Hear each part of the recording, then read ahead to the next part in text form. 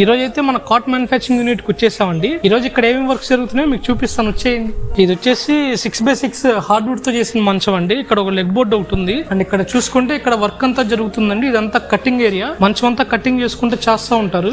ఈ చూసుకుంటే మనకి మంచం లోపల వచ్చే స్టోరేజ్ బాక్సులు అండి. ఈ బాక్సులకు కూడా మనం ఈ కాళ్ళకి మొత్తం మనం కంప్లీట్ టేక్ వుడ్డే వాడతాం. ఆ ప్లేట్ కుండి వచ్చే 5 అద్దబద్దలు కూడా మొత్తం టేక్ వుడ్డే వాడతాం అండి. సో ఇక్కడ చూసుకుంటే మనకు ఒక 10 మంచాలు రెడీ అవుతున్నాయండి. ఇవన్నీ కూడా 6x6 లో ప్లెయిన్ మంచాలు, మొత్తం హార్డ్వుడ్ తో తయారు చేస్తామండి. ఇది వచ్చి చూసుకుంటే ఇవన్నీ మనకి షోరూమ్ కి రెడీ అవుతున్నాయి. సో ఏరియా మొత్తం వచ్చేసి ఆఫీస్ టేబుల్, డ్రెస్సింగ్ టేబుల్ అన్ని చేస్తూ ఉంటారండి. అండ్ ఇక్కడ చూసుకోవచ్చు ఈ డ్రెస్సింగ్ టేబుల్ చేయడానికి మెటీరియల్ అంతా కట్ చేసుకుని పెట్టుకుని ఉన్నారు. అండ్ అదే విధంగా ఇక్కడ ఒక హెవీ సైజ్ 5x3 ఫీట్ లో ఒక 2 టేబుల్స్ కూడా రెడీ అయి ఉన్నాయండి. అండ్ ఇవి షీట్స్ చూసుకోవచ్చు, ఇవి మీకు నచ్చిన కలర్స్ లో, మీకు నచ్చిన సైజెస్ లో మనం కస్టమైజేషన్ చేసి ఇస్తామండి. ఇది వచ్చేసి పాలిష్ చేసే ఏరియా అండి. ఇక్కడ ఒక మంచం ఆల్రెడీ పాలిష్ వర్క్ స్టార్ట్ చేశారు. ఇది మనం షోరూమ్ లోకి రెడీ అవుతుంది. అండ్ ఇక్కడ కింద చూసుకుంటే ఇది వచ్చేసరికి టేక్ వుడ్ తో తయారు చేస్తామండి.